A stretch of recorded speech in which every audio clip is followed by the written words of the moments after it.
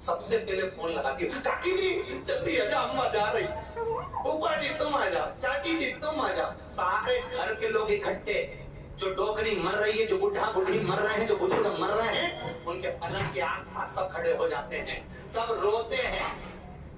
और बहू ने पूछती, देखो तो चाची आई है, देखो तो काकी आई है, देखो तो बुआ जी आई है। और जैसे बूढ़ी अम्मा उसका मुंह देखती है, आंखों से आंसू बहता है। बहू ने कहती है, बुआ जी मम्मी तुमको पहचान गई। अरे मम्मी की आंख से आंसू इसलिए बह रहे हैं कि यही तो पूरा जीवन खा गई, इनको देख देख के वो डोकरी रो रही है। कोई खट्टा कराएंगे क्यों ही करता है? हमें तो आज तक समझ में नहीं आया कि मरते समय सबको इकट्ठा क्यों करते हैं। हो सकता है, मुझे तो ऐसा लगता है इसलिए इकट्ठा करते होंगे क्योंकि यमराज से इनमें से किसी एक की पट्टी हो, तो हो सकता है इनको देख के यमराज वापिस चले जाए, पड़ोसन को उठा के ले जाए, हमारी अम्मा को छोड़ जाए। क्यों इसलिए इकट्ठा करते हो?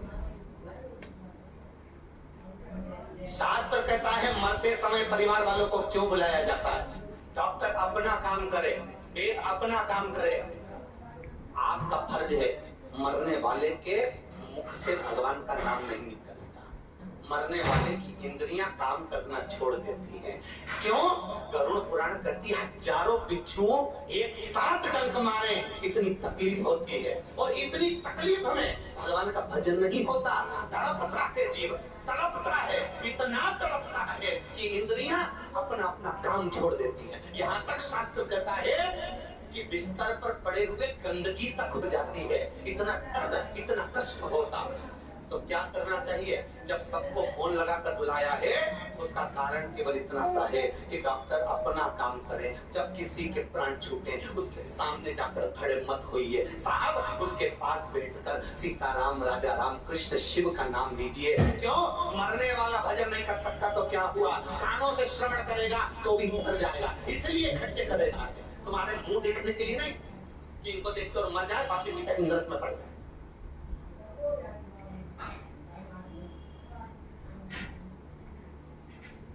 इसलिए इकट्ठा नहीं। और तो और कहा गया जब अंतिम संस्कार होता है तब लोग इकट्ठे होते हैं, क्यों? भजन करो, राम नाम, अरे बोलो तो भजन। तभी भी भजन नहीं करा तो हमारे यहाँ हिंदू धर्म में कहा गया क्या देख रहा है? उसमें भजन कर। यहाँ पर होता है क्या देख रही है? और गाँव में भी लोग भजन नहीं करते, इतना बड़ा फोटो लगा के टेबल पे रखते। क्या देख रही है? सारे गांव के लोग वहाँ आके बैठते जाते हैं और एक दूसरे का मुंह देखते रहते हैं। परिवार के लोग एक दूसरे को देखते रहते। बताओ लीलाबाई आई, उसकी बेटी तो आई नहीं, जब उसकी अम्मा मरी थी तब हम सब गए। भवानी शंकर जी भी आए, भवानी शंकर जी तो अकेले दिख रहा है, उनकी लुगाई तो आई नहीं। जब उनके पिताजी मरे थे तब हम गए थे दोनों। अब उठावने में भजन करो कि देखो कि कौन आया कौन नहीं आया। पर भजन नहीं करता है कोई नहीं। फिर कहा जब भजन नहीं करा तो हमारा शास्त्र कहता है कि 10 दिन तक उस मरने वाले व्यक्ति के घर लोग मिलने जाते। बोले जाते कि नहीं जाते?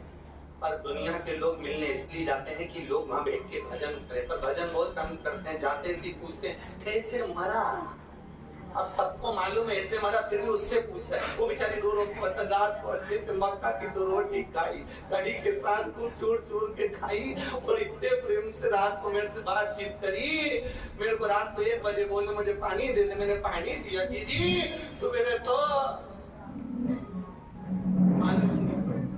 अब इनको बताया, ये गई, थोड़ी देर बाद दूसरी आ गई, मोहल्ले की और 2-4 थे। फिर उनने पूछा, फिर इनको बताया ऐसे ऐसे, फिर उनको बताया ऐसे ऐसे। फिर एक काम कर सीडी बनवा ले और प्लेयर में लगा, जैसे ही कहा है बटन दबा के ऐसे मत सुन।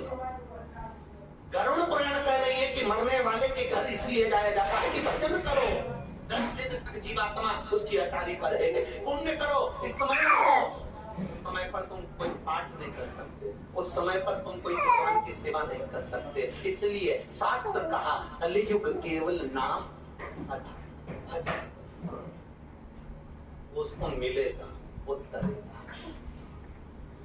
10 दिन का पुण्य इकट्ठा उसको होता है, तब जीवात्मा कहाँ जाती है?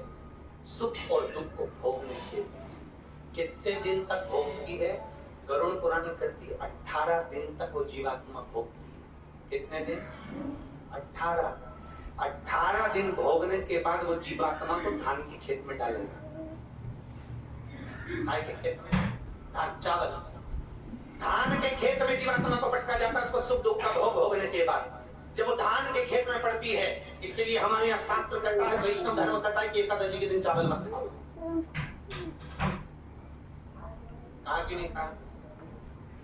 एकादशी के दिन चावल नहीं खाना।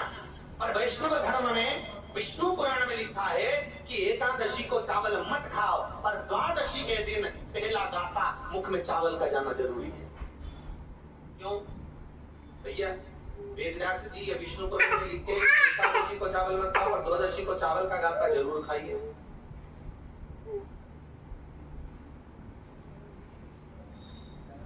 चावल का गासा बहुत प्रेम से खा। क्यों? क्योंकि धान के खेत में जीवात्मा को डाला जाता है, चावल के उस खेत में जीवात्मा रहती है, उसको चिड़िया खाती है तो चिड़िया के रूप में जन्म लेता है वो मन जीव, उसको इल्ली खाती है तो इल्ली के रूप में, जलचर खाता है तो जलचर के रूप में।